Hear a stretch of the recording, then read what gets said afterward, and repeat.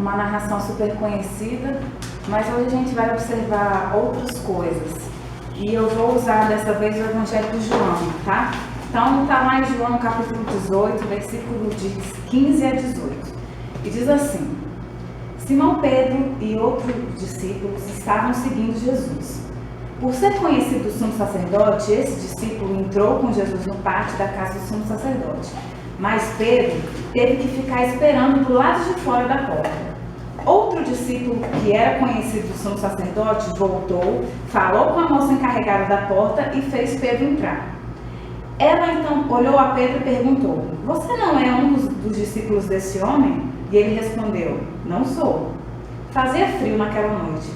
Os servos e os guardas estavam ao redor de uma fogueira que havia feito para se aquecerem. Pedro também estava em pé com eles, aquecendo-se. Agora eu passo lá para o versículo 25. Enquanto Simão Pedro estava se aquecendo, perguntaram-lhe: Você não é um dos discípulos dele? E ele negou, dizendo: Não sou. Um dos seus servos do sumo sacerdote, parente do homem cuja orelha Pedro cortara, insistiu: Eu não o vi com aquele homem no olival? Mais uma vez Pedro negou e no mesmo instante o galo cantou.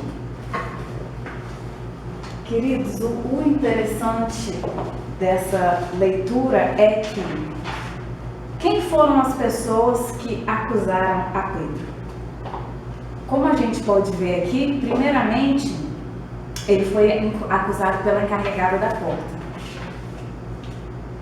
E como a gente pode perceber, ele não conhecia aquela mulher. Nos outros evangelhos, quando a encarregada da porta pergunta a ele sobre: Você é discípulo daquele homem? O que ele responde? Mulher, não o conheço. Isso prova que ele não tinha convívio nenhum com ela, ele não sabia ao menos o seu nome. Não era alguém do seu convívio, não era alguém com quem ele tinha contato, mas ela sabia muito bem quem ele era. Você não é aquele que anda com Jesus? Tanto que ele não a conhecia que a chamou por mulher. Imagino que Pedro, já agora assustado por ter sido reconhecido logo de cara, entrou na casa do sumo sacerdote e pensou: Vou aproveitar para me misturar entre os servos ao redor da fogueira, porque dessa forma eu não fico sozinho em destaque, de uma forma que todos me identifiquem com mais facilidade. Então eu vou me misturar. Mas não adiantou. Logo que ele se misturou aos servos, um deles questionou: Você não é um dos discípulos? Mais uma vez ele respondeu: Homem, não sou. Mais uma vez chamou de homem, mostrando aqui que ele também não conhecia e nunca tinha visto aquela pessoa, senão ele chamaria pelo nome. Logo em seguida, um servo, agora parente de Malco, o qual Pedro tinha cortado a orelha, perguntou: Eu não o vi com Jesus no olival? E Pedro respondeu: Homem, não sei do que você está falando. Logo em seguida o galo cantou e ele lembrou do que Jesus lhe tinha dito e chorou amargamente. O interessante é que essas três pessoas não eram do convívio de Pedro, ele não sabia os seus nomes e foram eles que apontaram a Pedro. Mas o interessante também é que todos eles sabiam a verdade sobre Pedro. Ele era sim o discípulo de Jesus, ele era sim aquele que andava com um homem que fazia milagres, curava leprosos, trazia a vida ao morto, multiplicava pães e peixes. Sim, ele era sim um seguidor de Jesus. E nós? Eu sempre, quando as pessoas me perguntam, eu me intitulo sim como cristã, e eu acho que vocês também.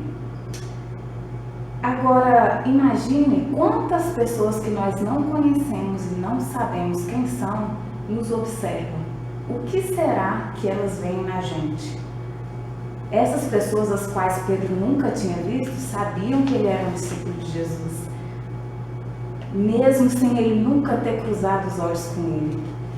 E isso também acontece com a gente. Muita gente nos observa e o que acontece? Quando nós somos, essas pessoas, elas sabem quem nós somos de verdade. Porque quando nós não sabemos que estamos sendo observados, agimos como realmente nós somos. Sem pensar em colocar máscaras ou algo que cubra a nossa deficiência de caráter e principalmente espiritual. Nós agimos simplesmente de forma natural, sem nenhuma preocupação, porque ao nosso ver, nós não estamos sendo julgados, porque nós não sabemos, na verdade, que estamos sendo vistos, né? E qual será que tem sido o nosso testemunho? O que será que as pessoas têm pensado de nós?